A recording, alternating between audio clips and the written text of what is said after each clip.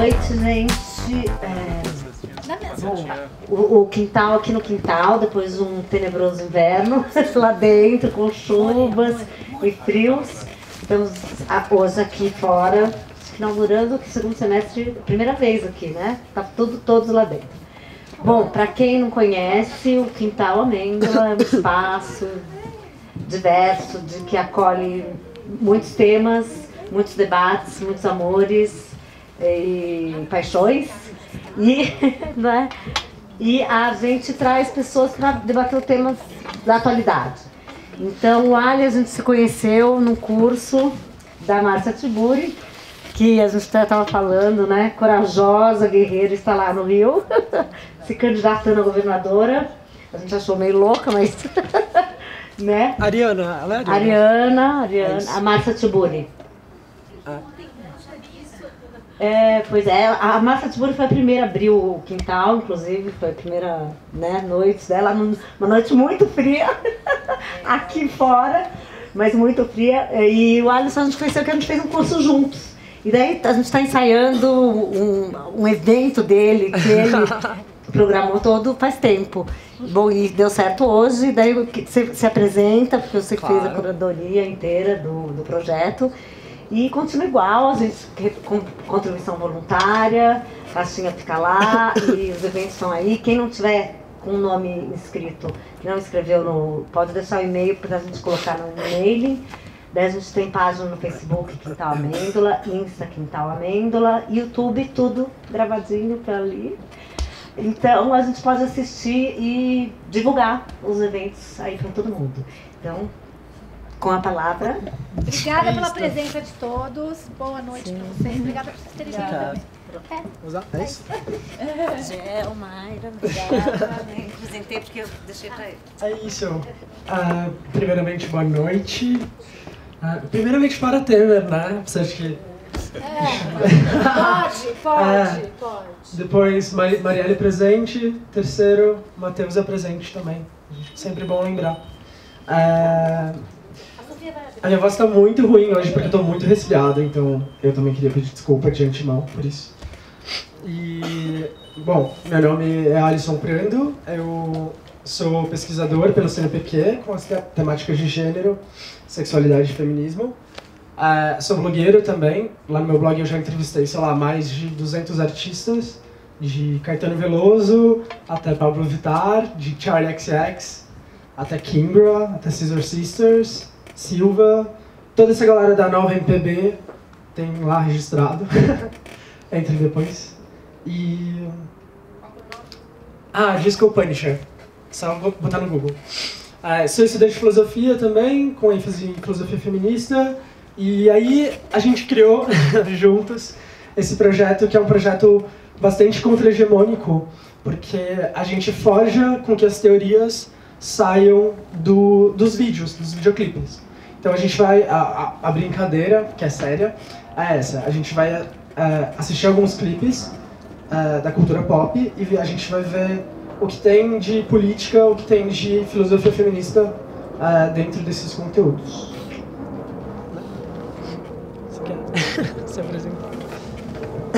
Boa noite, meu nome é Maíra Ribeiro, sou psicóloga. Atualmente eu sou conselheira geral e coordenadora do Uniafro Brasil. A gente tem um núcleo especializado na população LGBT, onde a gente faz uma educação popular voltada e pautada toda na teoria de feministas negras. É uma educação pensada de uma outra maneira e pensada sobre esses corpos dentro do Uniafro, fazendo essa intersecção LGBT e negra. Eu já falei que eu sou psicóloga, que eu sempre esqueço. Atualmente eu faço tudo isso que vocês estão vendo aqui. E é isso, acho que é isso, né? E é isso. E eu vou falar sobre... Um monte de coisa. Um monte de coisa. Uau. Por trás. Por trás. Será? Será? Aqui tá dando... Uau, O cabo tá por trás. Mas acho que rola, amiga. Tudo bem. Tá tudo bem. Olá, tudo bem? Eu vou estar pilotando o Xbox. Eu sou a Gel, eu sou cantora pop e eu, além disso, também já trabalhei em distribuidoras de música. Então, e eu tenho o meu projeto chamado Gel Solo, que o Eli também participa, que a gente explora bastante o local do corpo e as novas tecnologias e o gênero. Então, estou aqui também para falar sobre muitas coisas. É isso. Acho que vocês vão gostar do formato que a gente está trazendo. E eu acho que a gente podia dar play na Madonna. Ou você quer? A gente fez esse projeto em alguns lugares já. Eu acho que essa é a 4ª ou 5ª edição dele. Eu não sei, me perdi. Mas aí a gente fez e a gente vai começar com Just Find My Love, que é esse vídeo da Madonna, que saiu em 1990. Foi gravado em 89 e saiu em 90. E esse vídeo ele foi banido da MTV por conta do conteúdo dele, que era muito explícito.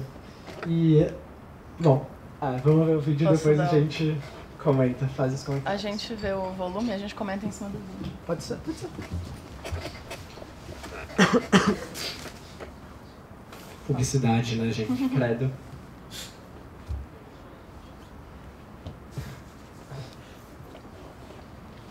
Só o volume da TV. Tem o controle.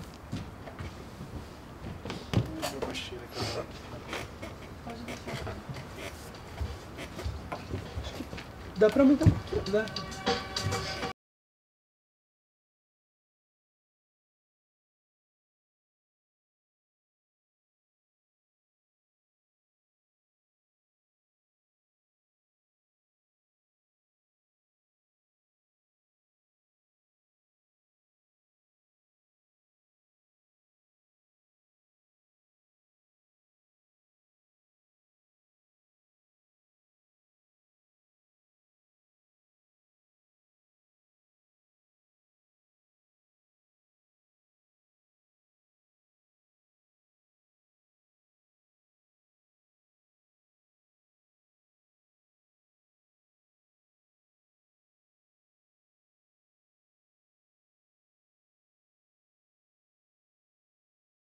Vocês se importam se a gente ir comentando o vídeo, só pra gente também não perder tanto tempo? Não que deixar o vídeo sendo exibido seja perda de tempo, porque eu tenho a sensação também de que as pessoas não assistem os vídeos mais como antigamente. Antigamente a gente assistia, né, o conteúdo inteiro, hoje a gente vê 1 minuto, 1 minuto e meio e a gente desliga, isso é triste. Bom, enfim, e esse vídeo ele é dirigido pelo Giambattista Mondino, que é um diretor com quem a Madonna colabora com muita frequência. Na época, ele foi banido da MTV por mostrar essa coisa que eu vou chamar de orgia butleriana. Eu tô chamando de orgia butleriana inspirado naquele escrito de 90 da Judith Butler. Vocês conhecem a filósofa norte-americana, feminista? Legal. Fica mais fácil dialogar assim. A Butler, nesse livro, ela cria o que ela chama de matriz heterossexual, ou coerência coercitiva. Ela vai dizer que os corpos, eles são coagidos a expressar o desejo heterossexual. E a gente acredita, não sei, eu acredito pelo menos, não vou falar por todo mundo, que nesse vídeo a Madonna faz aquilo que a Butler está chamando de subversão de identidade. A Butler, ela leva o gênero para a estrutura da linguagem. Então, o gênero, para Butler, não é algo que a gente é algo que a gente produz. É algo que a gente faz cotidianamente, através de uma encenação, através daquilo que ela chama de performatividade. E aí, eu acho que esse vídeo expressa muito bem isso. E eu acho muito curioso, né? Como eles saíram em épocas muito parecidas, quase no mesmo ano. Quando esse vídeo foi lançado, porque ele tinha sido banido da MTV, ele foi vendido em VHS. Acho que vocês lembram melhor do que eu, porque eu não estava vivo. Mas é isso. Eu não estava vivo, nasci em 93, mas aí é isso. E aí ele vendeu 1 milhão de cópias. E aí tem o Tony Ward, né, também, que é esse modelo italiano que a Madonna estava pegando na época.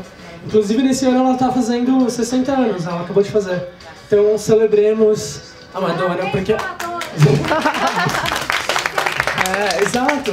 A Madonna deixou um legado inesgotável em termos de arte pra gente explorar. Porque ela trabalha com muitas linguagens, né? Ela trabalha com a performance, teatro, dança, basicamente tudo que a gente consome em termos de cultura pop, a Madonna já trabalhou lá nos anos 80, nos anos 90. E aí a gente fica fazendo reedições. E eu acho isso muito bacana. Você quer tocar o barco aqui? Eu costumo dizer que toda vez que eu não falo sozinha, porque os meus passos vêm de longe. Tudo que eu falar hoje eu vou estar embasada na Audre Lorde, que é uma feminista negra, americana. Lésbica. Tem filho, tem que construir uma vida incrível, mas aí, gente, Google, realmente. Que é isso, eu falo através de ancestralidade, tudo que vem daqui. Além da ancestralidade, né, eu era nascida. Eu não era. Eu era nascida e, assim, a minha mãe me ensinou sobre cultura pop desde muito cedo. Eu não tive opção de não ser feminista porque eu cresci numa casa com 7 mulheres negras e ainda minha mãe, até hoje, ela tá lá em casa agora dançando Beyoncé. Eu costumo dizer que a Madonna, ela é o princípio de tudo e a gente sempre começa por ela, porque, primeiro que pra gente montar uma coisa desse sentido, nada pode ser racista. Então, a gente tem esse cuidado. E a Madonna, ela consegue transpor, ao ela revelar todos os segredos da branquitude, desde que todos nós aqui lembramos muito bem. Eu acho que nesse clipe do Justify My Love, eu acho que, pensando nisso que a Audre Lorde traz, a Audre Lorde ela vai falar pra gente desse processo que a mulher sofre, né? Esses corpos nossos, mulheres. Lembrando sempre que o corpo da mulher negra, tudo que a gente falar em termos de mulher branca, a gente triplica pra mulher negra, né? E quando a gente pensa nisso, a Audre Lorde ela vai trazer pra gente o ponto de que o erótico foi o quê? Apreendido pelo machismo, né? Por isso que eu digo sempre que a Madonna ela vem expor os segredos da branquitude ao questionar tudo que ela faz. Todo o trabalho dela é um trabalho voltado para desmistificar esses padrões, que é o que o Alisson acabou de dizer, de subverter. Essa coisa da apreensão do erótico no comportamento das mulheres, ela é primordial para a manutenção do que a gente sabe, né? Desse status quo da sociedade. Uma vez que o erótico foi traduzido por uma outra coisa, uma vez que o domínio do conhecimento e daquilo que a gente entende sobre as coisas, ele perpassa sobre a masculinidade branca hegemônica, obviamente o erótico das mulheres foram apreendidos. Além de ser apreendido, o conceito de erótico ele foi colocado como uma coisa ruim. A Audre Lorde vai trazer pra gente que não. O erótico ele vem como uma força, como algo que todas nós, corpos dissidentes, porque eu costumo dizer que todo mundo que está do lado de cá é mulher. A gente chama de vítimas do machismo. Devir mulher. Todas nós somos o quê? Existem meninas de vários tipos também, costumo dizer. Basta querer ser uma. E nesse clipe, no Justify My Love, é exatamente isso, né? Primeiro que a gente tem que falar de amor, para nós mulheres a gente tem que falar de amor quando a gente fala de sexo. Porque é isso, se a gente não falar de sexo, a gente não falar de amor. Mas é exatamente esse o ponto, de entender o erótico como algo afetivo, como algo que traduz em força e potência feminina. A gente volta que ela está com 60 anos. E aí eu acho que pensando em termos do mercado, que eu vou passar para a Gel, que eu acho muito, quando a Gel traz esses pontos do que a máquina faz, eu acho que a Madonna, ela, de novo, ela faz isso. É ela que é a primeira a subverter a máquina a favor dela e usar tudo aquilo que toda e qualquer masculinidade branca diz que seria errado e que não deveria ter sido feito. Olá. Eu acho que a Madonna traduz tudo que você não quer ver uma mulher fazendo no mercado, basicamente. E o que eu gosto muito nela é que toda vez que a gente repassa esses vídeos eu lembro e eu acho incrível que ela passou por todas as eras. Ela conseguiu passar pelo vinil, pelo CD, pelo MP3, depois pelo streaming. Ela nunca deixou de ser relevante em nenhum momento. A Madonna, ela faz tudo que ela quer, a hora que ela quer, e ela continua sendo relevante em tudo que ela faz. E ela sempre produz as coisas delas com pessoas queer, pessoas LGBT, mulheres. Então, ela roda a indústria do jeito dela, assim como a Beyoncé também faz hoje. Sim. Né? Eu acho que é um legadão muito grande para as mulheres artistas, e se hoje a gente consegue ter uma indústria paralela feminina, né, na música, é por causa da Madonna, e tudo que a Beyoncé está fazendo hoje também é muito o reflexo disso. Esse vídeo, o Erótica, Ele é um vídeo feito, foi gravado em 92 e nessa época a Madonna estava muito irritada com as críticas que ela tinha sofrido por conta da Blonde Ambition Tour. Inclusive, eu cito essas coisas assim para que depois vocês procurem no YouTube, no Google, onde quer que seja, porque é interessante você ver esse material e a época onde ele está sendo produzido e o corpo da Madonna e a performance da Madonna. Enfim, e esse vídeo ele foi dirigido pelo Steven Meisel, que era um fotógrafo novinho também na época, e a Madonna recrutou todos os amigos e amigas, celebridades, Naomi Campbell, Vanilla Ice, quem mais tem aí? Tem muita gente, né? Eu não lembro agora, mas tem vários atores, atrizes, modelos, e ela fez um vídeo explorando todas as fantasias sexuais dela.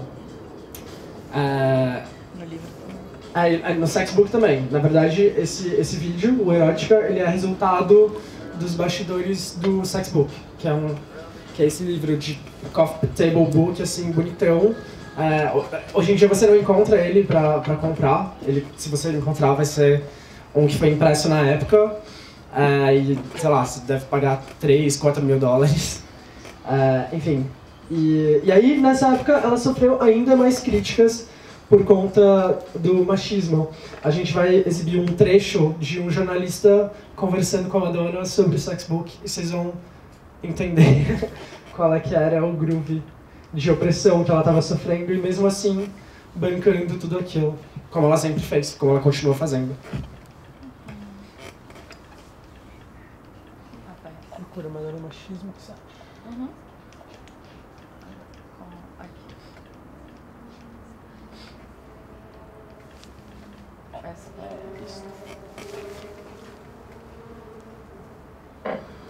I got a fright. You got a what? I got a fright. You got afraid? Well, I got a fright. What was... Opa, o que você quer falar? Não, você consegue voltar o vídeo? Eu não sei se dá. Ele começou o vídeo. I got a fright. You got a what? I got a fright. You got afraid? Well, I got a fright at what was there, yeah. Why? I've never seen the likes of it. You have so. I know. Oh, please. You haven't gone to you've never read Playboy magazine or Penthouse or anything like that? Yes, but it was different with you. Why? Well, there was the picture of you astride the mirror, masturbating. I thought that was horrible. Why? It just strikes me as horrible. I think that people's reaction to specific situations in the book was much more a reflection of that person than me.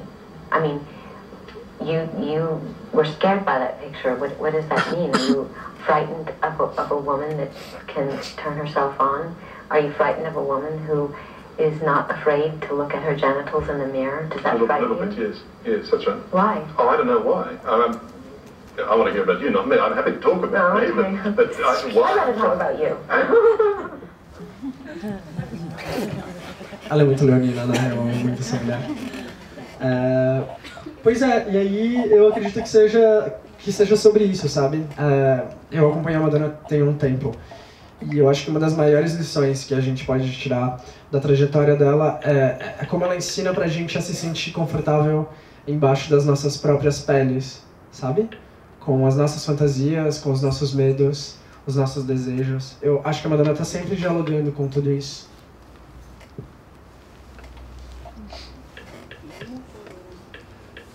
Tá. Ok. Você quer falar alguma coisa do Sexbook? Vamos Haunted. Madonna ainda? Não, acho que Haunted pode ser.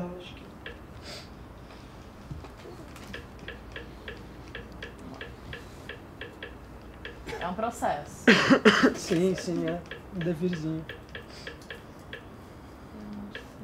Então, acho que agora a gente vai começar a passar a Beyoncé, e aí eu acho que a gente tem que começar a fazer o recorte racial, porque é aquilo que a gente estava falando. A Madonna ela foi o pontapé inicial que isso pudesse acontecer. A Beyoncé hoje ela só é a Beyoncé porque ela conseguiu atingir um status de artista pop que nenhuma outra mulher negra atingiu. Aliás, tirando Michael Jackson, nenhum artista negro conseguiu.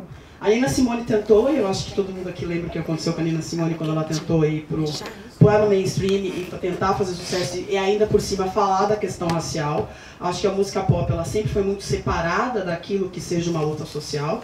E aí a Beyoncé, ao ser uma artista negra e a precisar galgar os passos que todo negro precisa galgar para chegarem até algum lugar, ela vai e rompe essas fronteiras ao conseguir se equiparar nesse mesmo ponto. Ela é a primeira que domina todos os meios, que domina todos os streams. É por isso que a gente fala muito da Beyoncé. Por isso que a Beyoncé é um marco nesse sentido, principalmente por ser uma mulher negra. E aí agora a gente vai ver... Haunted. Bradesco. Inteligência artificial. Gente, eu tenho problemas com padres, pastores e publicitários. É muito difícil, né? É muito complicado. Bom, esse vídeo, ele faz parte de um álbum visual. Eu não sei como vocês consomem música hoje em dia, mas... não sei, basicamente, depois que a Beyoncé lançou esse disco, que chama Beyoncé também, e ele saiu em 2013, ele é de 2013, e esse disco, ele deu uma virada na indústria musical, porque ele tem videoclipes para todas as faixas, e são videoclipes muito complexos, no sentido de que... Oi, desculpa. Não, o Beyoncé não. O Beyoncé são vídeos, conceitos, cada faixa tem um vídeo. O Lemonade é uma narrativa linear. Mas enfim, e aí esse vídeo é dirigido pelo Jonas Akerlund, que é um diretor pop sueco, e ele trabalha muito com a Gaga, só que ele começou trabalhando com a Madonna.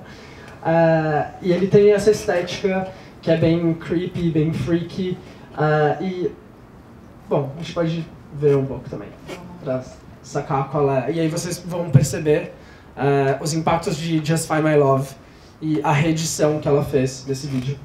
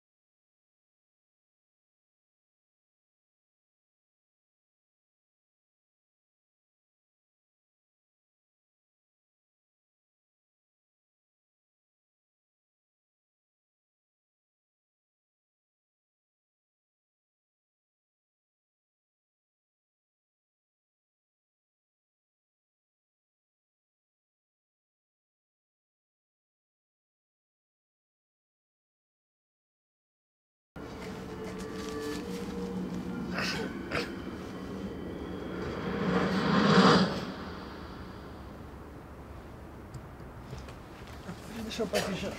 Isso aqui com o volume baixinho, né? Pois é, então. Nesse disco, eu acho que é nessa década que a Beyoncé começa a se complexificar em termos de ícone pop. É nesse disco que ela começa a fazer pontes com moda, com performance art.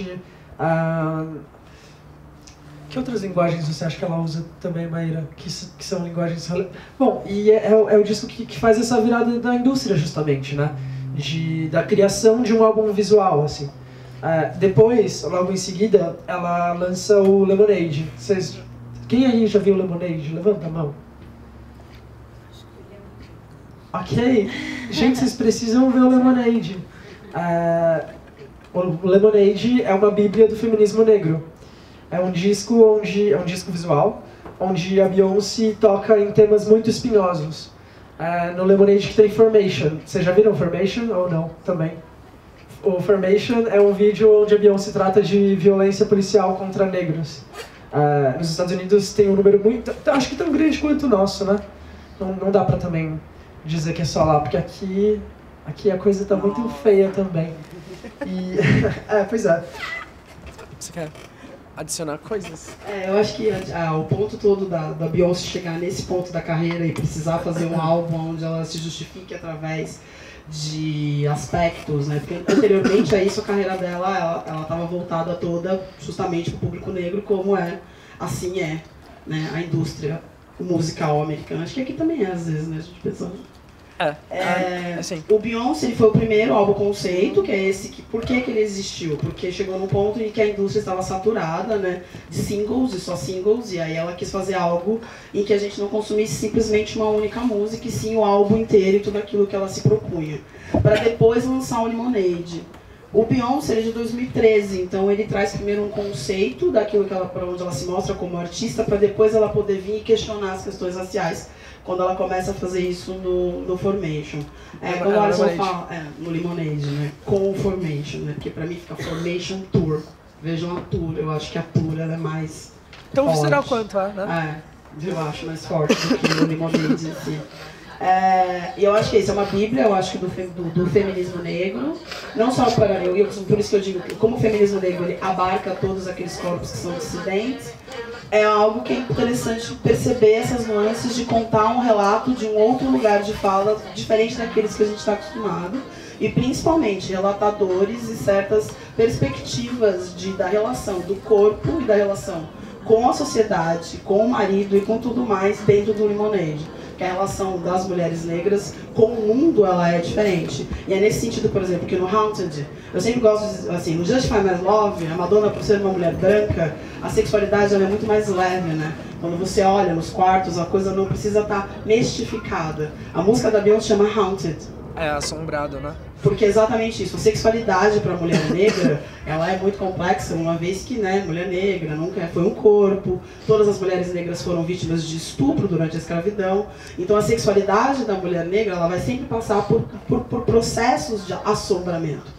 Apesar que eu acho que toda mulher passa por um processo de assombramento quando vai pensar nas suas questões sexuais. Sim. E principalmente como vai se relacionar com o seu corpo, com este poder que o seu corpo tem. A Beyoncé é muito criticada pela coisa do empoderamento, né? Que ela fala muito de dinheiro e tudo mais. Eu costumo dizer que essa é uma leitura branca de se fazer. Porque é o ponto seguinte, a partir do momento que você rompe com a sociedade, quando você é negro, você não está dentro das regras e você não precisa perpetuar essas regras. Eu costumo dizer que dinheiro na mão de preto tem outro efeito. Claro. Porque, afinal de contas, não tem como pensar na Beyoncé dessa mesma forma. A ideia é essa, que a gente vá e comece a entender e perceber que as dores que ela descreve no Lemonade, por isso que o Lemonade ele é uma obra para todos aqueles corpos dissidentes que amam e que tem que todos os dias ter que decidir e barganhar com a vida, porque é isso que a gente tem que fazer para viver quando a gente é mulher e LGBT. A gente barganha com a vida todo dia. E o Lemonade ele traz todo esse processo de barganha que todos têm que fazer ali o tempo todo. E principalmente a recuperação do erótico. A recuperação do poder da sexualidade da mulher, entendendo essa sexualidade como uma força e não como algo pornográfico, como nos foi ensinado aí o tempo todo. Porque, de novo, tudo que perpassa pela mão dos corpos dissidentes tendem a ter uma outra maneira e uma outra maneira de ser produzido e interpretado. É justamente isso. Eu acho que tudo aquilo que não foi pensado pro homem hegemônico, e esse homem é um homem branco, heteronormativo, heterossexual, cisgênero, é rechaçado, né? E eu acho que nesse sentido o trabalho que essas artistas têm é de pensar o desejo, o corpo, a performance, a performatividade também em outros aspectos, a tecer outras perspectivas, né? Acho que é sobre isso. Bora pra Save da Lisa, talvez. Esse aí é o Formation. Gente, vejam isso depois, é muito importante para a cultura pop e é uma resposta estética pré-governo Trump. Acho que o This is America vocês viram também, né? Ou não sei. Quem viu This is America, levanta a mão, por favor. Gente, vocês precisam ver mais vídeo. O que é isso? Faz muito bem. Bom, enfim, e aí esse vídeo saiu antes do This is America e tem todas essas questões de raça, violência policial, violência de gênero também. Porque o gênero é em si uma violência, né? Acho que dá pra pensar não só em violência de gênero, mas o gênero em si enquanto uma violência pro corpo. E aí a gente vai para um terceiro vídeo, que é de uma artista, ela é iraniana, né, amiga? Sim. A Save da Lisa. Ela é uma artista iraniana e eu acho que ela tem muito a ver com as teorias que o Paul B. Preciado está tecendo mais recentemente. O Paul B. Preciado é um filósofo queer espanhol da maior importância e aí a gente pode fazer os elos com as teorias que ele nos traz depois do vídeo.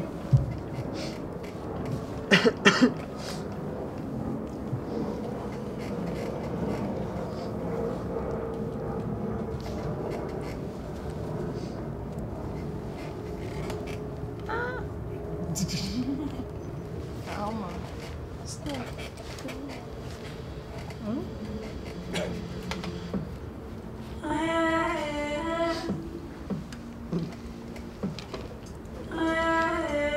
Morreu, mano. Com a gente.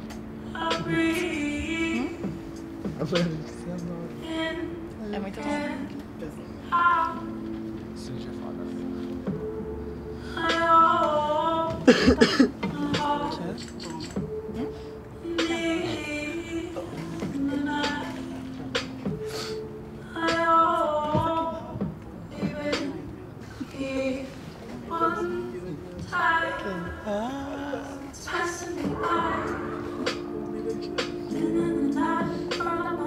Acho importante a gente arrastar para outros lugares também. Não é?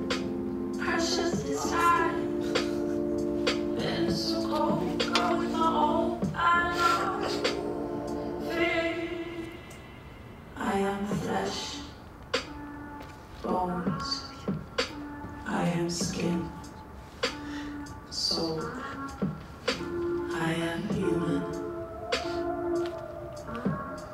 nothing more than human.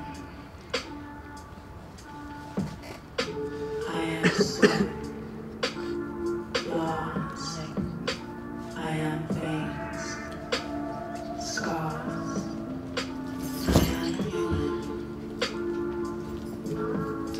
Nothing more than human.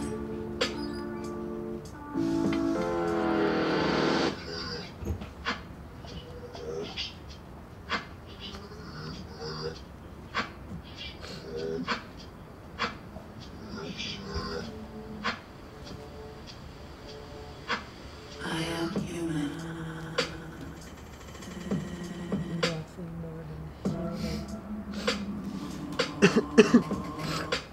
I am human.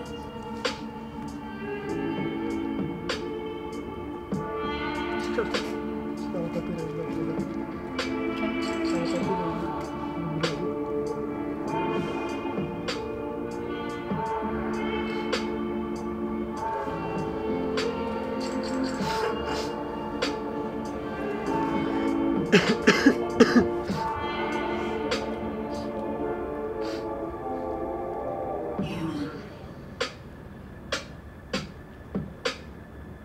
Human. Human. Human.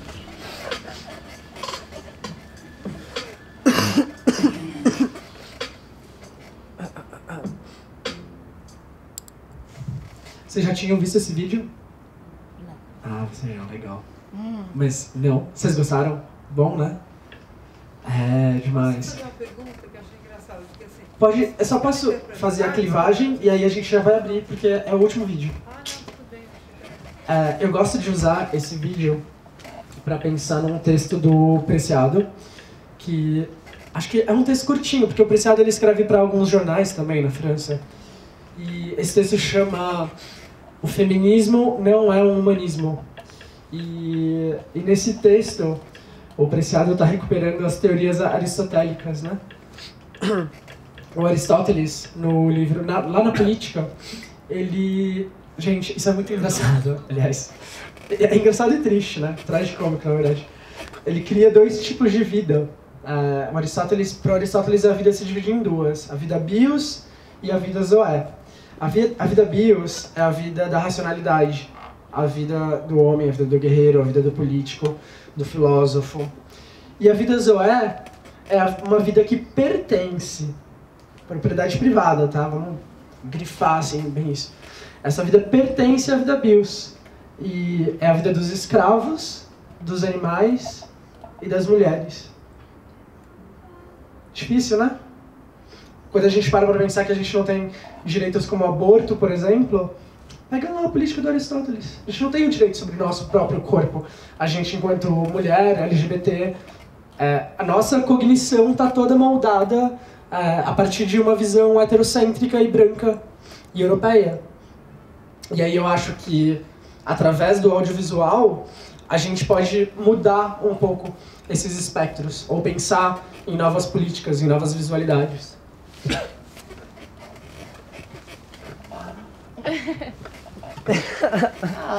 Eu gosto muito dela. Tem muito a ver com o meu trabalho também. Quando a gente enxerga algo já pós-humano, né? Quando a gente está falando sobre um corpo que ele já está envolto de tanta tecnologia que ele já é outra coisa. Então a Cedaliz vai brincar muito com isso, com todos os 3Ds, todos os recursos visuais, com muitas coisas muito novas. E aí eu bato um pé com a questão da tecnologia no uso da música pop, que eu acho muito importante, porque as mãos da tecnologia são sempre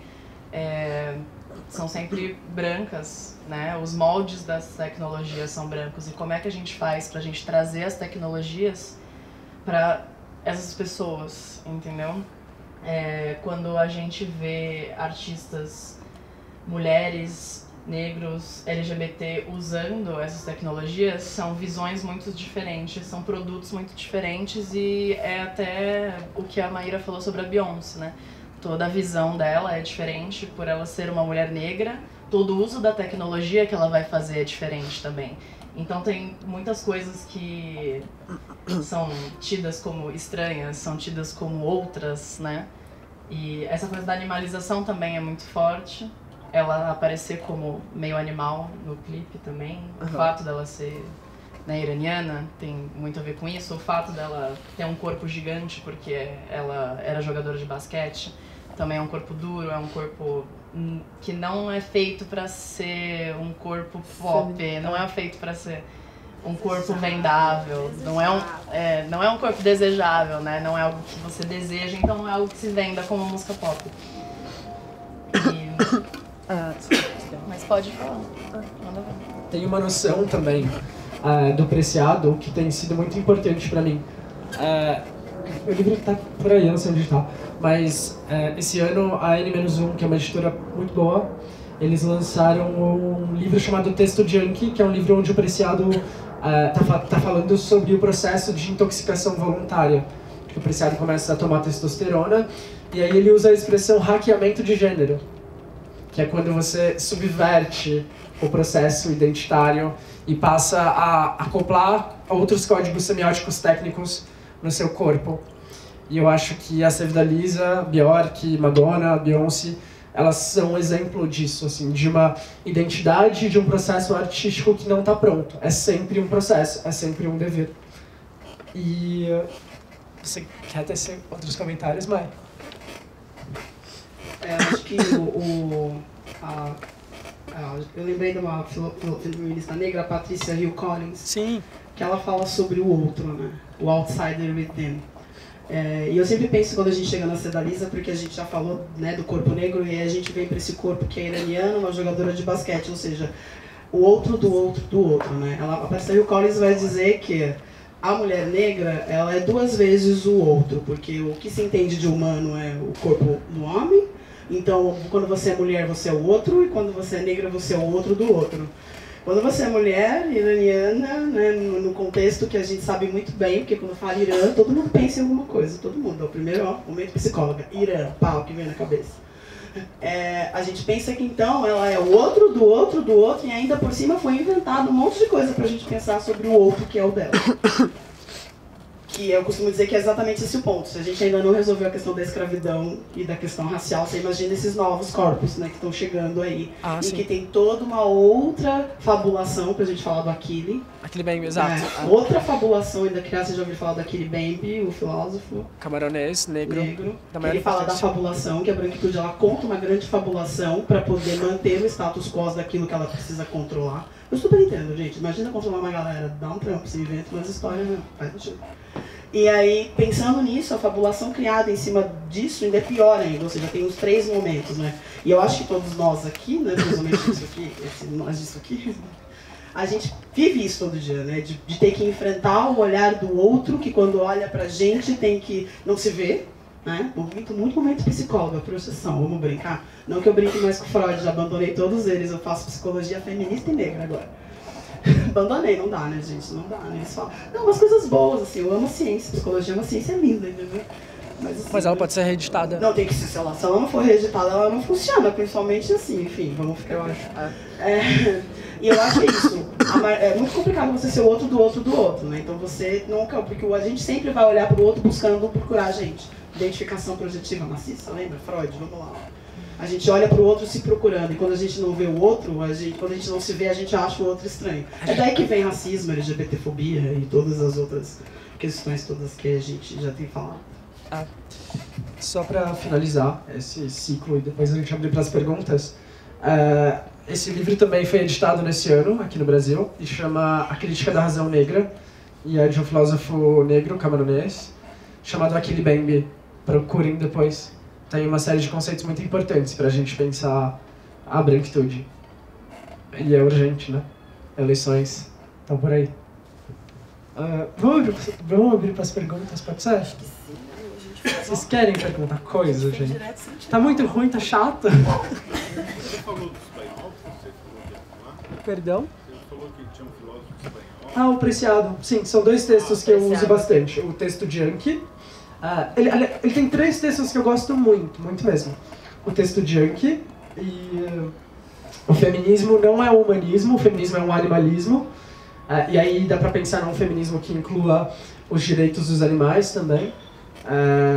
Porque a gente tá na a gente tá no mesmo balaio que os animais, né? Primeiro Se a gente for pra refazer o Aristóteles, tem que refazer de verdade. E tem o Manifesto Contrasexual também, que também é da N-1 e é maravilhoso. É um texto bem irônico, bem ácido. E aí lá o Preciado tá falando que o maior órgão genital do corpo não são os órgãos que a gente tem, pênis, vagina e quem for intersexual também. 2, 3, né?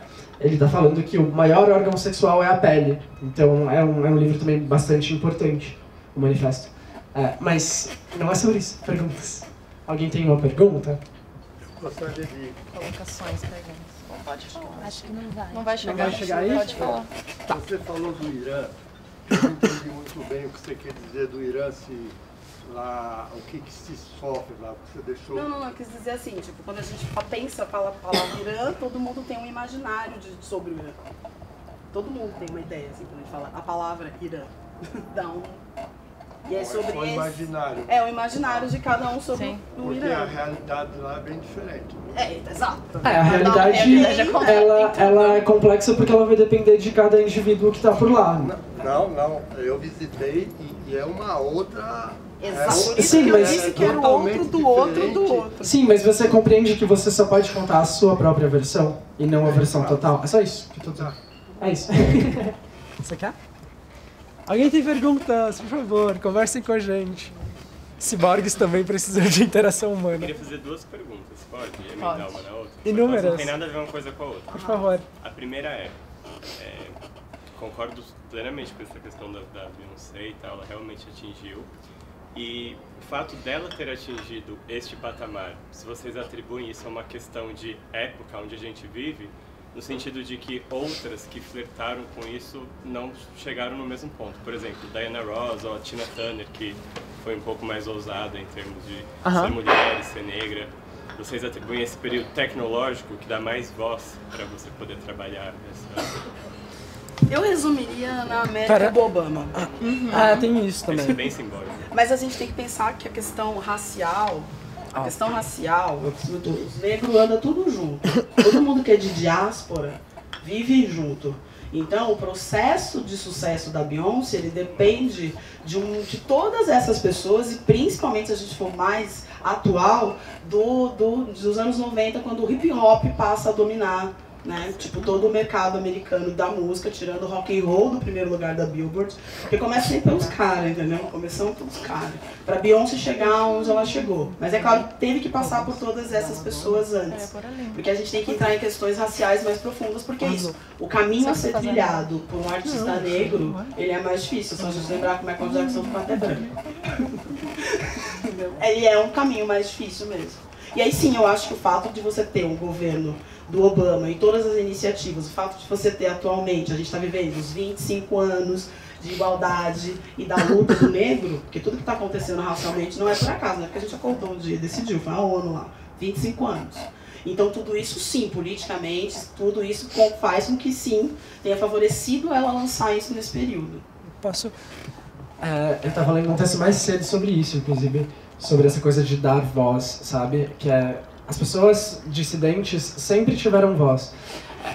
Só para exemplificar isso muito rápido, eu tenho um ranço muito grande quando falo essa filosofia aí sobre gênero, feminismo, isso é coisa de pós-moderno.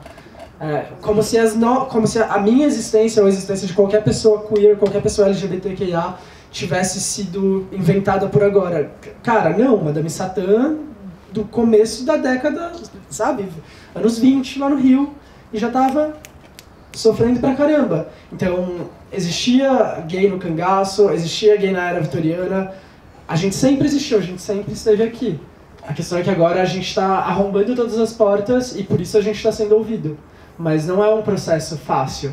É um processo que é doloroso todos os dias. Porque tem sempre esse olhar de subestimação, que eu tenho certeza que você sabe qual é também. Que vem de... Mas eu gosto muito de ser moderna.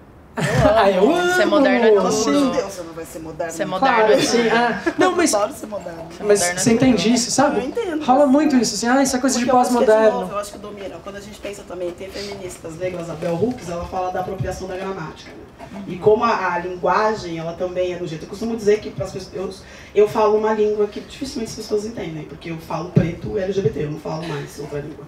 Então é difícil conversar comigo, porque eu acho que a gramática também foi apropriada. Então, para pós-moderno, que é aquilo que eu tinha falado, o moderno, para cada um, vai ter um sentido do que é moderno. Para mim, moderno é muito bacana. Entendeu? Tipo, e eu acho que é essa coisa, né? Quando a Bell Hooks fala disso, da apropriação da linguagem, porque a gente volta para aquele meio da fabulação. Para você poder fazer um controle de mal lá, eu super trabalhando no movimento social, né? Para você poder fazer uma apropriação, um domínio, para você poder manter as instituições como elas funcionam, para você poder ter um processo eleitoral, você precisa fazer um controle, né? Da população. E aí você vai se usando de todas essas ferramentas que a gente conhece para poder manter a população. E a gramática é uma delas. Controle de gramática e controle de tecnologia, que é o que eu tava falando. E aí a gente pode linkar com o próprio Tidal. Sim.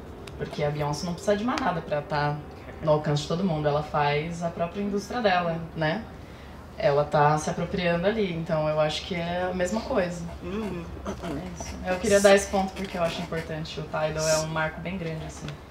Você tinha outra pergunta? Sim, e outra pergunta é assim, mesmo que num cenário menos complexo, em termos de arte, de filosofia, de tudo, vocês acham que o mainstream brasileiro caminha para esse em rumo a isso, de trazer mais assuntos e de explorar melhor essas tecnologias? Ai, que pergunta difícil.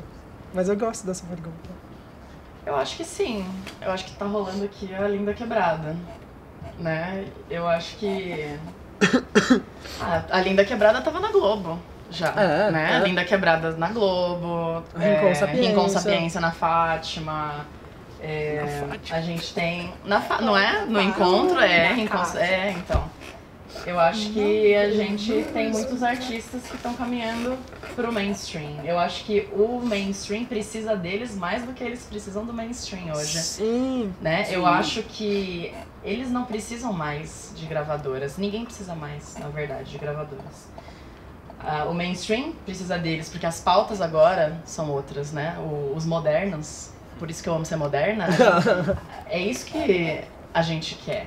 Entendeu? Então, o mainstream precisa da gente, não a gente do mainstream.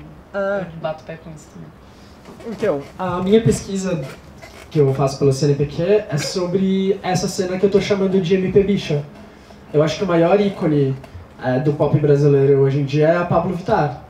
E a Pabllo é a maior hacker de gênero que a gente pode ter e a maior resposta estética ao governo Temer também que a gente pode ter, sabe? Você entra lá nos comentários dos vídeos da Pabllo, é muito engraçado. Eu acho engraçado, né? Porque os caras ficam todos excitados, homens héteros. Eu sei que vocês ficam excitados com a Pabllo. E aí tá tudo lá, tipo, meu Deus, o que eu faço? Eu posso gostar, eu não posso, mas é um homem, mas é uma mulher, o que eu faço com o meu desejo, sabe?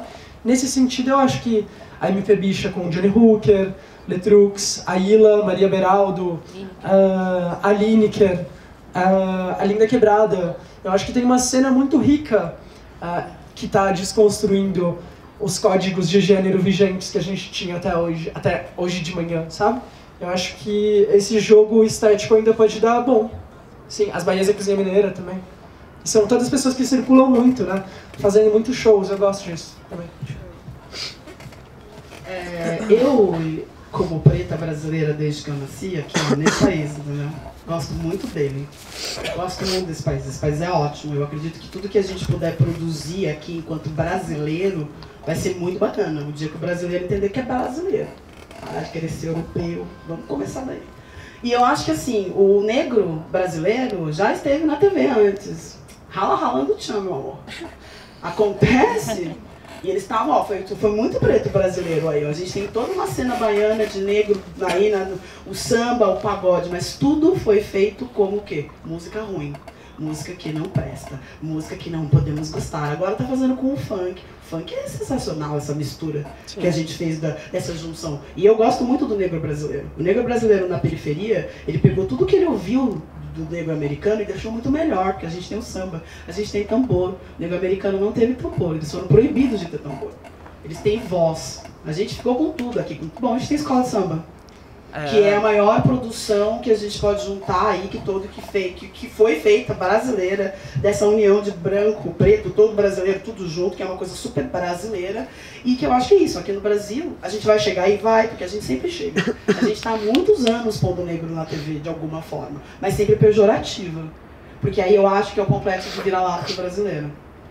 Por isso que eu falo que às vezes a gente que combate o racismo é muito complicado, porque não dá, porque combater o racismo é muito além do que você combater a questão racial. Você tem que combater a ideia do cara que se sente mal por não ter orgulho daquilo que se produz. Eu tenho muito orgulho de ser brasileira, então eu acho que vai dar certo, sim. É legal. E tem que ser, eu acho que tem que ser também uma reedição. Eu acho que ser brasileiro pode ser uma incógnita pra gente. Pode ser um processo. Então, pode ser um processo. Não é algo acabado. E não sei, já que a gente está ocupando um espaço com pessoas que têm acesso à informação, eu queria... eu fiquei meio apavorado com o fato de que vocês não assistem os videoclipes. É muito importante que vocês assistam, porque até o Caetano Veloso está assistindo. Algumas semanas atrás eu estava com o Caetano Veloso, e aí para fazer uma entrevista, e aí eu levei uma série de perguntas extremamente teorizadas, porque eu estudo filosofia. Só que a coisa estava tão querida, ali, tão intimista, era uma sala com 10 pessoas, e eu escutava muito Caetano na adolescência. E aí eu perguntei pra ele o que ele estava ouvindo, o que ele ouvia com os filhos dele. E ele respondeu que ele estava ouvindo bastante James Blake, que é um artista que eu ouço muito, e bastante Kanye West. que é um artista negro norte-americano, que faz experimentações estéticas incríveis. Então, eu acho legal procurar artistas novos. Não fica só lá no Caetano nos anos 70. Ouve a Linda Quebrada, tem muitos artistas bons fazendo trabalhos legais por agora. É só entra no site da Casa Natura Musical, no Sesc, eu não sei. Aí também o Google tá aí pra ajudar. Mas é isso. Esse é um... Tem um filme que foi lançado recentemente, que é Linda Quebrada, não tem? Com a Lin? Sim. Sim, o documentário, né? Não, tem o corpo...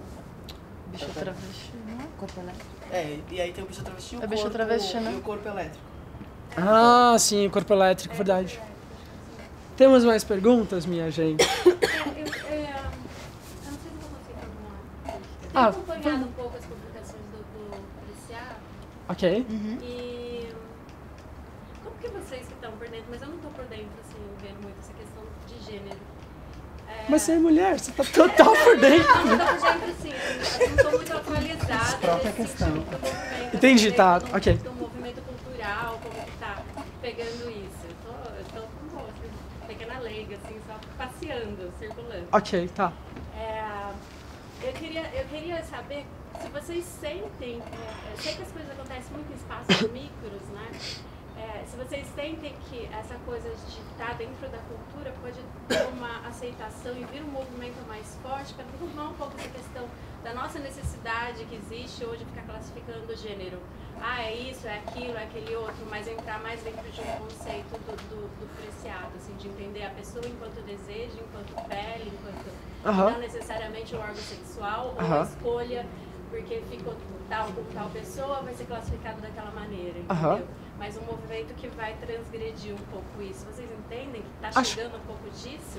Porque mesmo as publicações dele aqui no Brasil são novas, né? São. Então, são publicações novas e também são publicações que a galera rechaça sem nem ter lido, né? Como exemplo disso, tem a última vinda da Butler aqui, onde ela foi agredida, ela e a Wendy, que é a namorada dela. Não, elas foram agredidas no aeroporto, no Sesc rolou um super piquete, foi bem vergonhoso, assim, foi um dia esquecível mesmo, né? Não sei se eu consigo responder a sua pergunta. A sua pergunta é se as políticas de gênero... Cara, eu acredito... um pouco sobre isso em final dos anos 90, 80, que a coisa era muito lá atrás. Daí agora que eu voltei a me interessar, que eu estou acompanhando um pouco mais, eu percebo que, assim, sai esses 20 anos, a gente não tem quase nada, assim, como você colocou, sempre existiu, mas tem uma luta enorme. Agora, eu não sei com esses textos novos chegando, com essa nova maneira de pensar, com um novo movimento, eu estou percebendo que está vindo, assim, um pouco dessa desconstrução, que eu entendo como necessária, porque, né, sim, claro. O outro lado é extremamente patológico, a gente sabe que está aí lutando, tentando derrubar um monte de barreiras. Sim. Mas vocês conseguem perceber que está vindo um pouco dessa desconstrução de um movimento talvez coletivo, que não fica enxergando mais somente dentro de um gênero a pessoa, mas que ela possa estar sempre transgredindo? Que o gênero dela pode ser um processo. Eu acho que sim. Eu acho que através desses artistas... Porque também a gente precisa pensar esses artistas como corpos tecno-performativos. Ou seja, são corpos que propõem mudanças subjetivas nas pessoas, que alteram a subjetividade delas. Se você pegar, por exemplo, o maior ícone pop da década passada era a Lady Gaga. Se você analisa as filas dos shows da Lady Gaga, você vai ver que tava todo mundo ali super genderfucker, sabe? Tipo, tava todo mundo pensando em outra maneira de existir. O problema é que existe um rechaçamento gigantesco, né, de todas as mídias. Se você assiste novela, ainda é o casal heterossexual e branco, e aí que é o protagonista da cena, e nunca qualquer outra coisa. Quando é um casal, quando é uma mulher negra, ela é hipersexualizada, quando é ou é louca, sabe? É tudo isso que a gente já sabe. Então, Uau! Olha, então, isso é muito triste, assim, sabe? A passa da Débora Seco, que protótipo branco, maravilhoso. É isso. Eu acho que na música tem alguma mudança, assim como nos seriados e no cinema lá nos Estados Unidos.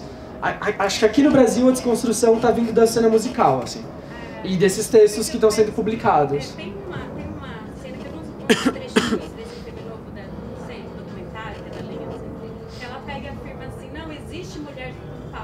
É, sim. Ela faz essa afirmação. E é uma coisa que a gente não escuta. Como assim mulher com pau, né? É uma coisa super, né? Então é uma coisa que está chegando. E quando chega isso através de uma mídia grande, eu imagino que causa um impacto. Tem pessoas que estão conseguindo pensar de maneira diferente. Não vamos pensar que tá todo mundo quadrado, só querendo não. pra trás, né? Então vocês sentem que tá vindo um movimento? Definitivamente. Mas eu sinto às vezes que as pessoas se assustam muito quando elas falam sobre sexualidade, sabe? Mais do que há 10 anos atrás, entende? Eu tenho a impressão de que a gente tá muito vanilla. A gente precisa ampliar o debate, assim. A gente voltou. Sim. Eu acho que o ponto todo... eu tenho 38 anos. Eu acho que... E minha mãe foi uma mãe solteira. E, então, assim, a minha mãe ouve Beyoncé até hoje. Eu acho que o ponto todo é que essas lutas, geralmente, as pessoas falam da coisa de jovem. Entendeu? Essa coisa de gênero, uma coisa que passa, uma coisa de jovem, seu rebelde. Meu Deus, sem causa, entendeu? Leu muito na faculdade. E o ponto é esse, e eu entendo, de novo, porque é o processo do sistema. Você tem que adultecer para poder servir aí ao sistema, e aí tem certas coisas que você tem que, uma dada hora, largar. A vantagem de ser negra é que não dá, né, ser sempre contra o sistema. Eu acho que o ponto todo é que, sim, tá vindo. Eu espero que não se perca a força quando todo mundo ficar adulto. Mas eu acho que, diante do cenário político que a gente está tendo agora, e quem é o candidato que está em primeiro lugar, eu acho que está muito claro a necessidade desse debate, dessa mudança dentro de cada um. Porque senão vai dar ruim para todo mundo. E eu acho que, assim, chegar nesse ponto do pensar e o gênero nesses espaços todos, eu acho que a universidade está trazendo uma galera nova que vem da periferia, por conta das cotas e tudo mais. Então isso teve que mudar o discurso da academia, a duras penas, não está sendo fácil. E eu acho que tem um segundo ponto.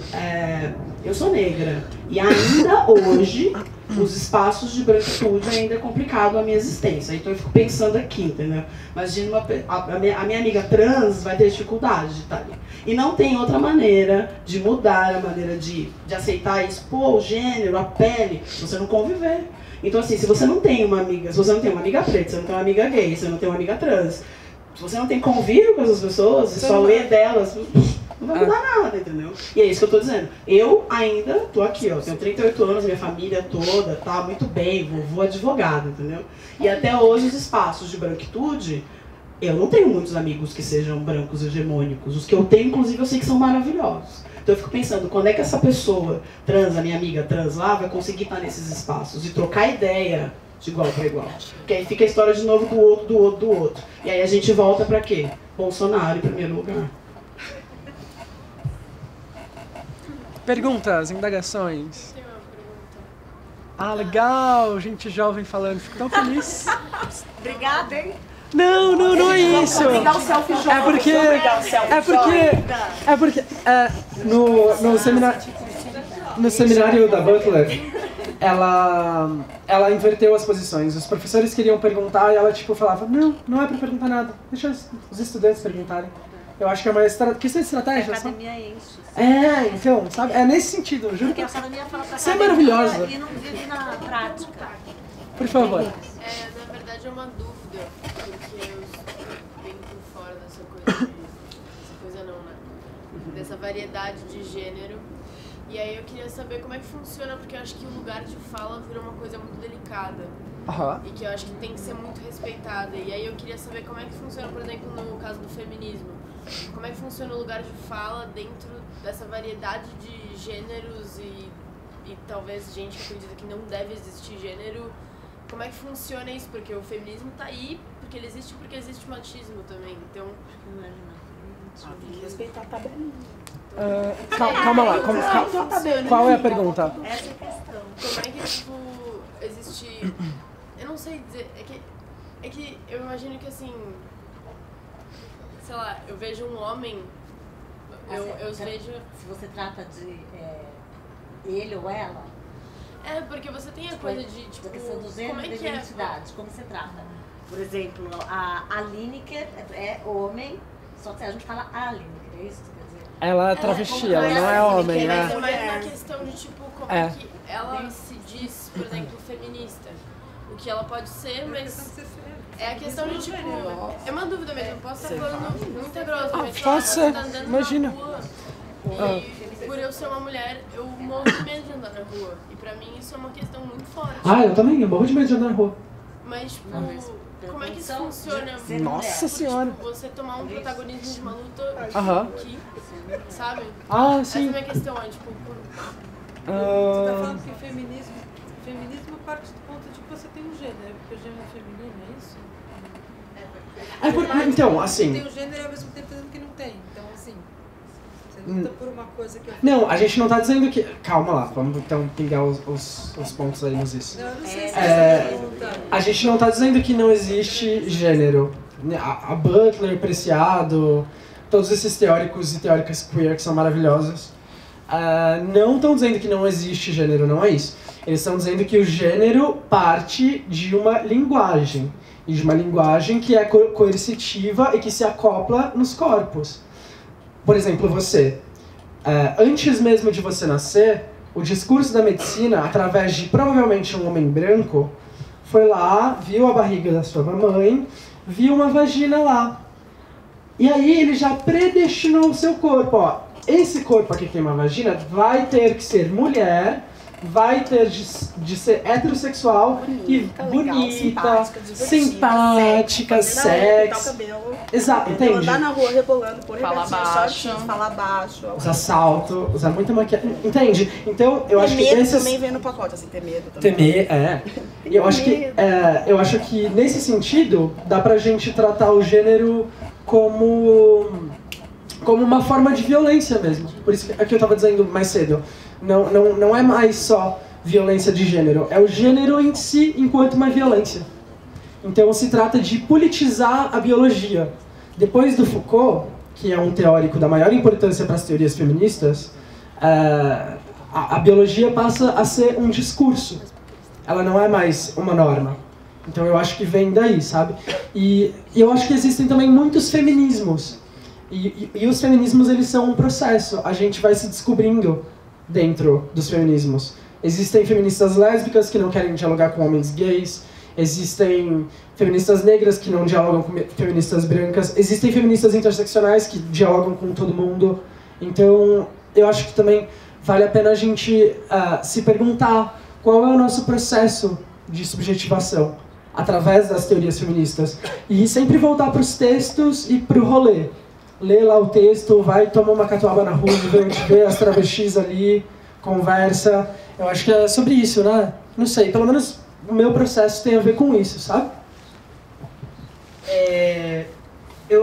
Você falou da questão do lugar de fala, né? Então vamos lá, eu acho que o lugar de fala é a tabelinha, amiga. É um conceito da Kimberly Crenshaw, né? Tabelinha, entendeu? É isso. Quem falou menos tem direito de falar primeiro.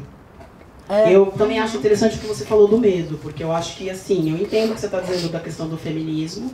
Eu sou mulher, viu, amiga? Muito mulher, adoro ser mulher. Então, meu direito de ser mulher todo dia.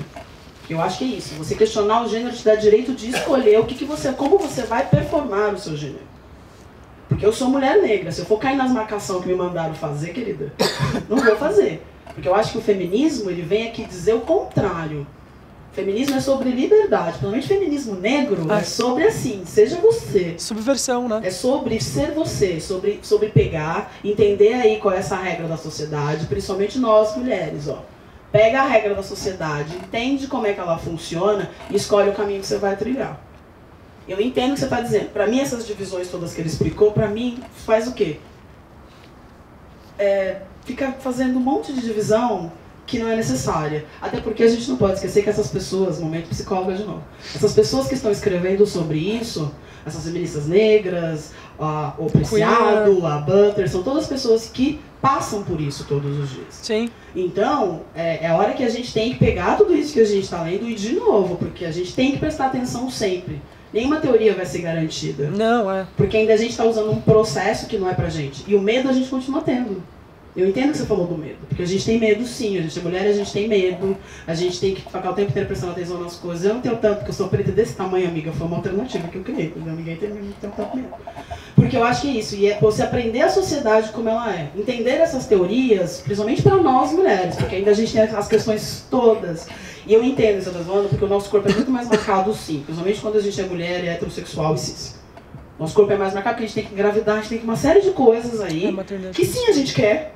Porque não é que a gente não quer, a gente quer, o corpo é nosso. E aí às vezes a gente não tem direito de escolher. E eu acho que o feminismo faz com que a gente possa escolher. E os amigos, sabe o que a gente faz com as irmãs, amiga? A gente abraça todo mundo, entendeu? Porque a gente abraça. É o que eu faço.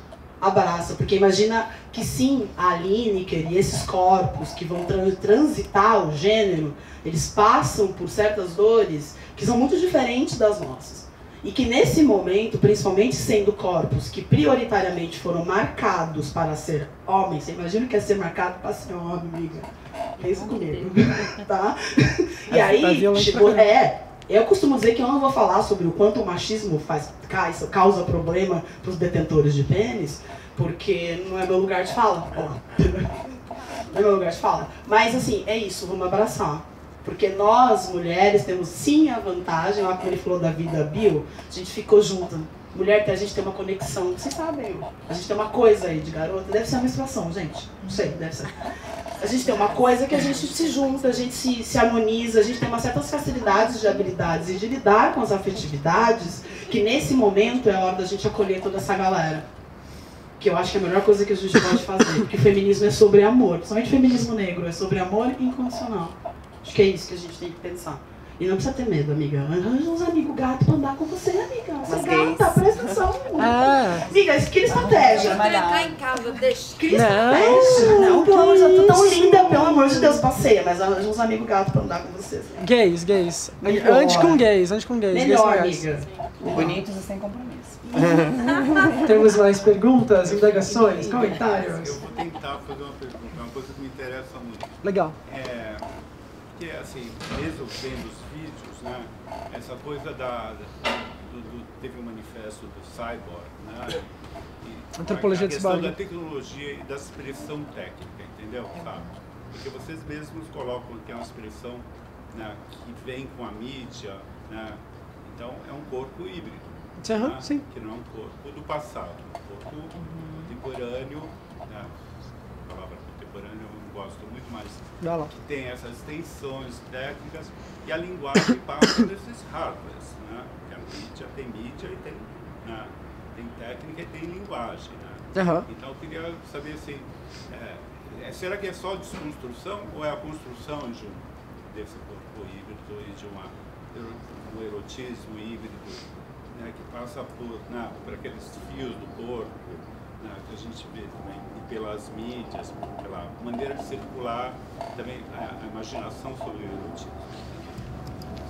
Você quer ir? Vai. Sei lá, não sei se eu fui claro. Não, você fez um comentário massa, mas qual é... Dá uma pergunta, só pra eu me localizar. Você percebido que isso passa por aí.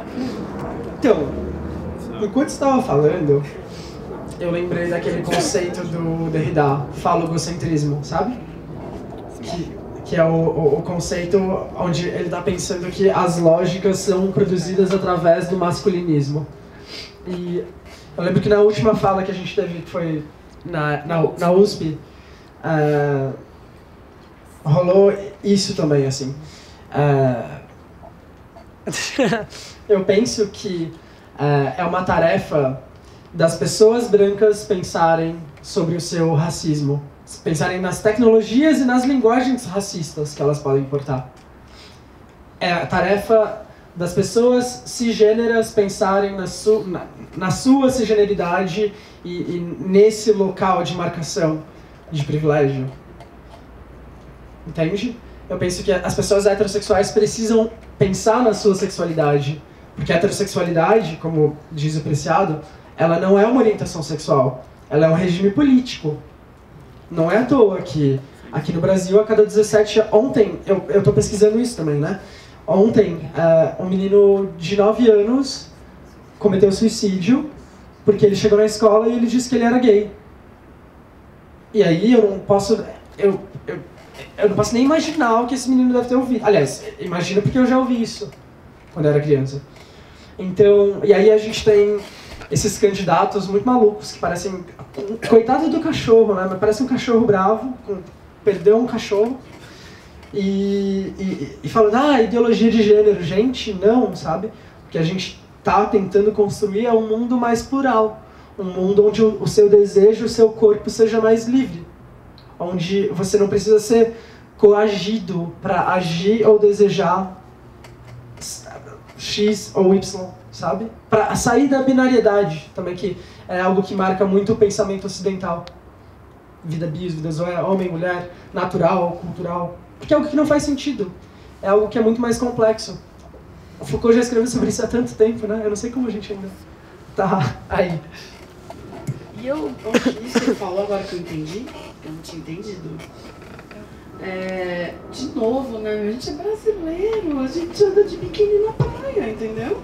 Quando é que a gente vai começar a trazer esse debate sobre os nossos corpos e como a gente performa corpo?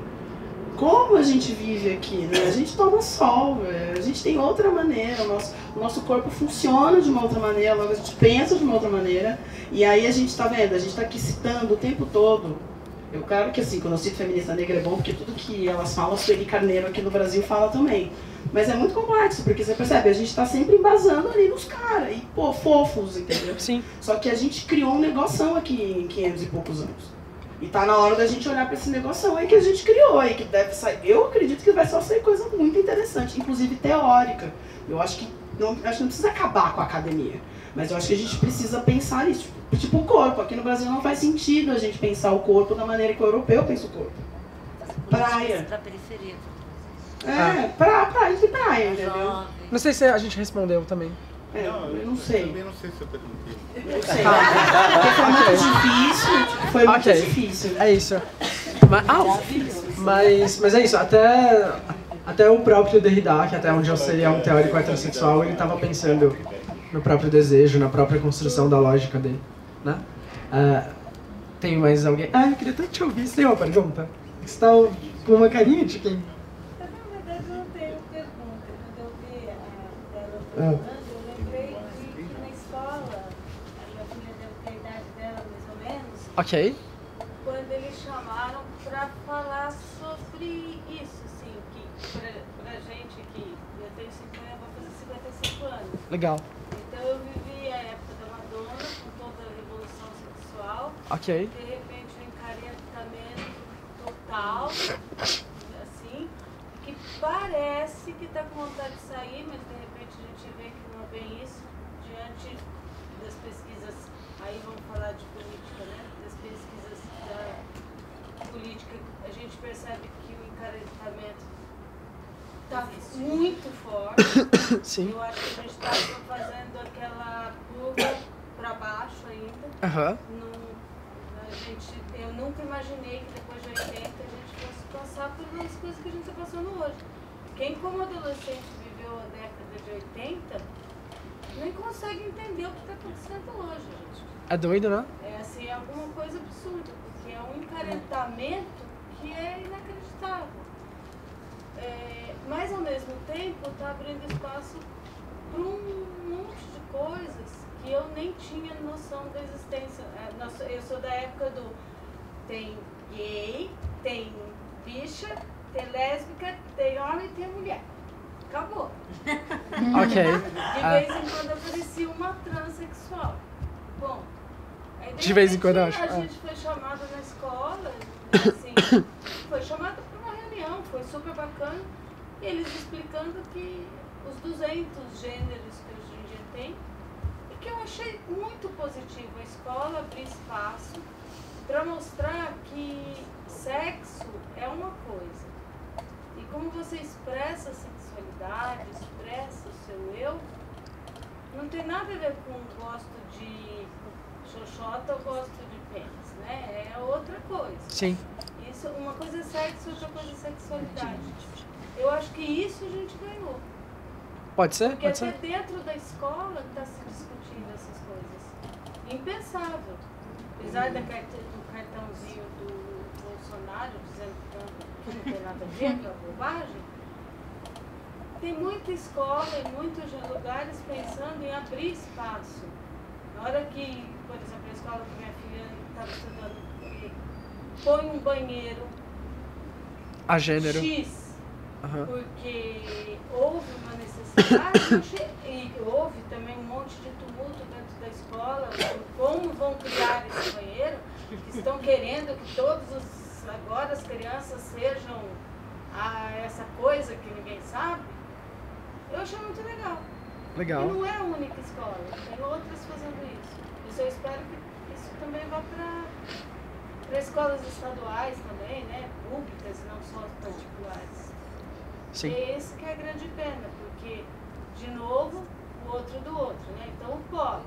E daí se é a outra, não sei se você chegou no outro último, né? Pobre, preto, nordestina, mulher. E se for homossexual e heterossexual, daí você é o outro do outro do outro do outro. E a gente tem que resgatar esses tantos outros e descobrir que nós somos todos outros o tempo todo. Sim, legal. E a gente pode mudar o tempo todo. Não é porque eu tenho 55 anos, sou casada, tenho filho, teoricamente heterossexual, que essas coisas não podem mudar com o tempo. Eu acho que como você expressa a sexualidade é uma coisa. É assim, é isso. Você falando, me veio na cabeça um texto do Preciado, onde ele trata o banheiro como uma tecnologia de gênero, né? Porque a gente vai pro banheiro para fazer as nossas necessidades fisiológicas. E por que é que o banheiro é generificado? Que código é esse por trás, sabe? Ele está se perguntando, eu não lembro o nome desse texto, mas está na revista Select, que a capa é a Rosa Luz. E aí o título é "Se a arte fosse travesti", uma coisa assim. E... bom, tem essa questão do banheiro, que precisa ser discutida, é uma questão da maior importância. E... que... meu Deus, eu me perdi, eu acho, na minha cabeça. Você quer comentar? Tá sim. Em relação a essa questão do banheiro, eu lembrei de uma coisa. Por favor, isso. Eu estudei durante um tempo sobre design de exteriores. Ok. E um dos projetos que a gente tinha que fazer, a DECA tem um concurso, e aí você tem que fazer um projeto de banheiro. E aí você podia escolher fazer banheiro de uma blogueira, sei lá, um banheiro de uma escola infantil. Ok. E aí eu escolhi fazer um banheiro de escola infantil. E aí eu fui procurar referências sobre banheiro de escola infantil. E aí, algumas escolas, tem várias escolas que têm divisão. Então tem banheiro dos meninos, banheiro das meninas. E tem várias escolas que já não têm essa divisão. Legal. Porque, afinal, são educação infantil. A professora precisa entrar ali, não tem uma... Eu acho que ainda não é tão marcado essa sexualização com crianças muito pequenas em algumas escolas. Então eu achei interessante isso, de tipo, por que a gente tem divisão de menino e menina com criança até 5 anos? Mas eu acho que é muito marcado, amiga. Porque o gênero, ele é prostético, né? Ou seja, antes mesmo da pessoa nascer, ela já tem lá a sua predestinação. Então eu acho que é bem marcado, sim. É claro que dá pra gente... essa alternativa de, tipo, por que a gente tem banheiros, principalmente pra criança, né? Porque, tudo bem, você vai ter que considerar adolescentes, alguma coisa assim, que já estão na fase mais sexual, digamos assim, da vida. Mas crianças, pra ela, tanto faz ou tanto fez quem tá no banheiro com ela. Sim, a pessoa precisa ajudar ela a fazer xixi. Sim. Ponto. Então eu achei interessante já existir possibilidades de ter um banheiro conjunto. Você é de arquitetura? Não, eu sou só interessada. Legal. Legal, ótimo. Mas pensar até como tenho... se organizou, né? Porque você pega aí um apartamento com mais de 50 anos, ele tem um banheiro e 3 quartos. Você pega um apartamento que é mais atual, ele tem 3 suítes, 5 banheiros, mais um banheiro, um lavabo, tem 3 banheiros e 2 quartos. Exatamente. Então essa é uma organização que também diz a nossa sexualidade. Sim. A gente pode pensar em termos de uma arquitetura generificada, né? Porque quando a gente sai nas ruas e a gente lê os nomes das placas, os nomes são Coronel Geraldo, Soldado João. Não tem nenhum nome de mulher. Não, de mulher não. Não tem. E o discurso disso, porque é um discurso, é de que essa rua não pertence a você. Seu corpo não é para transitar nessa rua. E aí eu lembro da França, né? A França do século 18 a 19, não lembro agora direitinho, mas 5 mulheres na rua, quadrilha, prisão, presa. Até hoje, talvez. Pois é. Então, pensar na arquitetura também como um processo político, sabe? E provocar essa tensão. Se perguntar o que é que significa pensar uma arquitetura feminista. Uma arquitetura que seja inclusiva. E não inclusiva só em termos de gênero, mas inclusiva em termos de corpos que não se encaixam na normatividade. Corpos que a gente está marcando como deficientes físicos. Porque deficiente foi a nossa capacidade de criar lugares onde essas pessoas se sintam confortáveis. Acho que é isso. Posso falar uma coisa, aproveitando dela? Claro. Os banheiros. Numa escola infantil, eu trabalho em escola infantil. O banheiro de criança tem o trocador, o banheiro de criança, a partir do grupo 2, são crianças de 2 a 3 anos, já é masculino e feminino, por conta dele, o que foi explicado. E realmente existe isso. Tem crianças que olham o pipi do amigo, uma menininha, e fala assim, por quê? É uma criança que nunca toma banho com o pai, ou porque não tem o pai em casa, ou porque também a família não permite tal convívio, tal contato. Está na hora de conhecer essa natural. Então. E tem aluninhas que estão tão acostumadas, habituadas a tomar banho com o pai, e enfim, que elas olham, para elas é uma coisa muito normal ver o pipizinho do amigo. Né? E a mesma coisa os meninos. Eles olham, e tem uns que também estão super habituados com o corpo da mãe, da avó, da tia, da irmãzinha, enfim.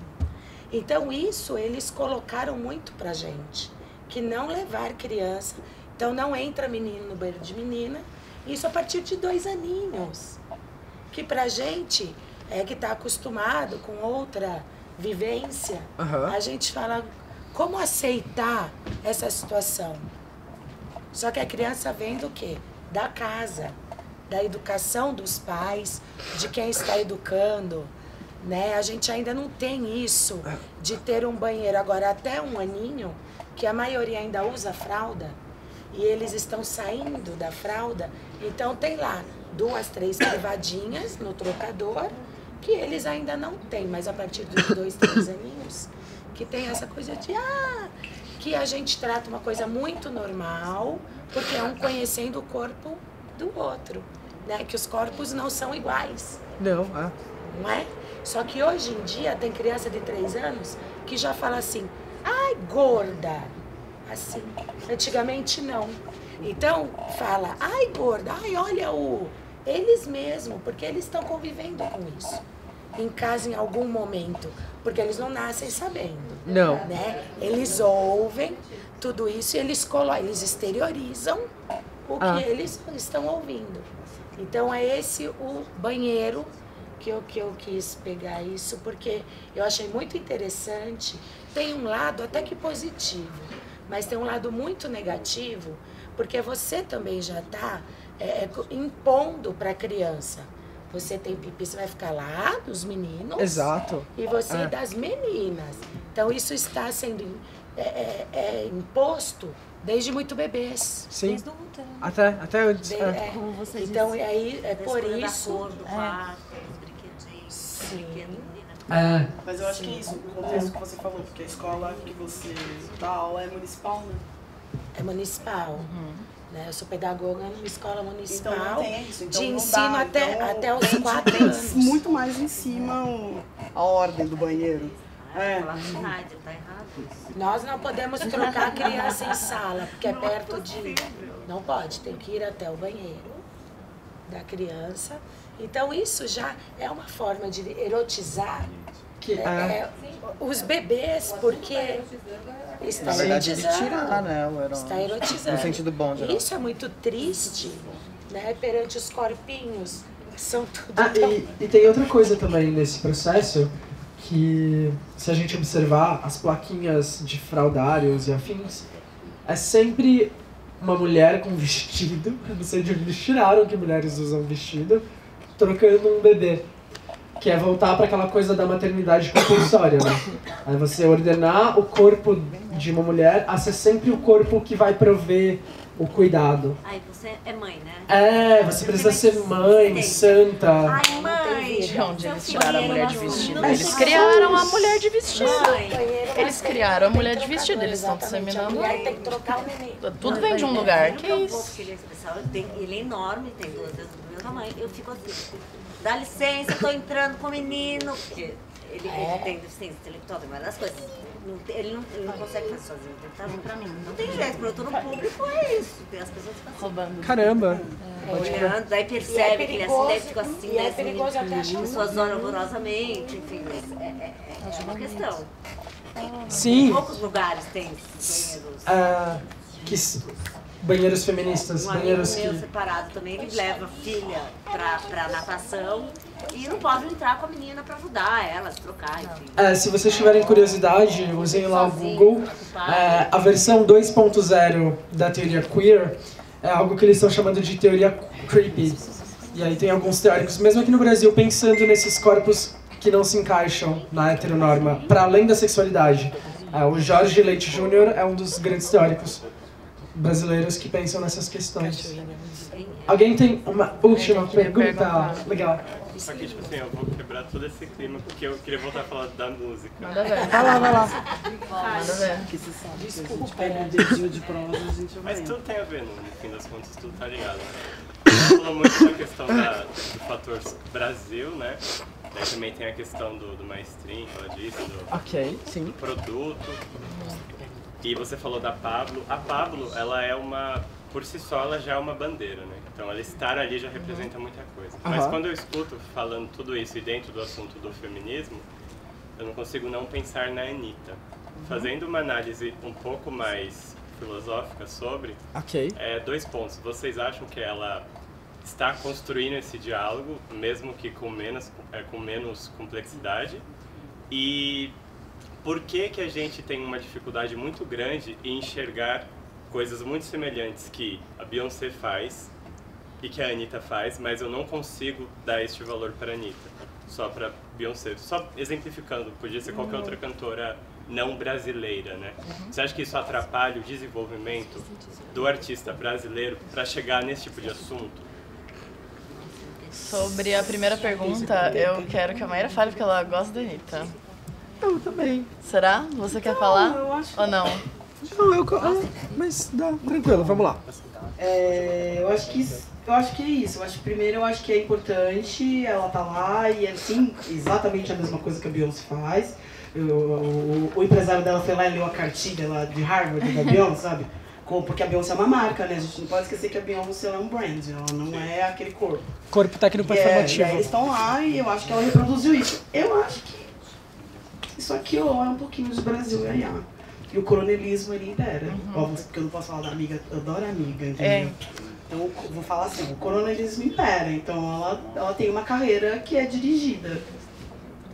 Eu acho que o Brasil, eu diria que a Anitta daqui, tipo, a Anitta vai, aqui no Brasil, coisa de colônia, vou ser bem fofo comigo. Ela vai precisar galgar determinados passos para que ela consiga ter uma independência de carreira como a Beyoncé e a Madonna têm. E a Bjork. E aí eu acho que aí o trabalho dela vai fazer esse sentido maior que eu entendo. Você tá falando e eu concordo. Ele é meio... Miga, não, pera, tem alguma coisa estranha. Eu acho que é isso. Mas por enquanto eu acho que é importante, ela gosta de dançar. Até porque eu acho que é isso. Selfie jovem, vamos dar uma dançada? Eu acho que frisa muito isso, né? E tem essa coisa também, de que, sei lá, eu acho importante a gente pensar na Anitta enquanto uma resposta estética ao governo Temer. É massa, eu me sinto muito representado quando eu vejo, e feliz demais da vida quando eu vejo ela com um olhinho cheio de lágrimas, assim, no Rock in Rio, Lisboa, sendo periférica. Ela era uma menina que pegava 3, 4 ônibus pra ir pro trabalho, sabe? Eu acho ela foda. Só fazendo um adendo, eu Todos. acho que a Anitta, particularmente, sobre coisas que eu li sobre ela. Ok. Ela, por exemplo, fez uma palestra em Harvard. Ah, sim, fez. Belíssima, inclusive. Por isso que eu li, porque quando eu vi a Anitta faz palestra em Harvard. Sobre business. Então ela, outra coisa, ela já tem uma independência da carreira, porque ela quebrou um contrato com o empresário, justamente para poder ter esse controle. Sim, ela já sim. está quebrando as barreiras, eu acho que ela vai se tornar mais influente aqui, porque ela está indo para fora. Ela já tem uma visibilidade no exterior, principalmente nos países de língua latina, México, Estudar outra língua para estudar uma língua do outro país. Atualmente ela E faz fala stories em lindamente. 3 idiomas, espanhol, inglês e português. Então não é a minha preferência musical, mas a sua importância para mim ela não é só única. E aí ela tem 24 anos. Ela é o neném. Onde ela vai chegar? Ela é jurada do The Voice México. Eu leio o UOL. Bom. Eu leio o UOL. É isso. Arrasou. Sim. Gente, eu queria muito agradecer a todos vocês pela atenção. A atenção é a coisa mais bonita que a gente pode dar pra alguém. E só espero que a gente tenha inspirado vocês a pensarem em coisas, a agirem com coisas que... vejam videoclipes, alegria política, permitam-se a desejar outros corpos, conversem com corpos que vocês não estão habituados. Vai fazer bem pra todo mundo. É muito bom, né? Obrigado, beijo.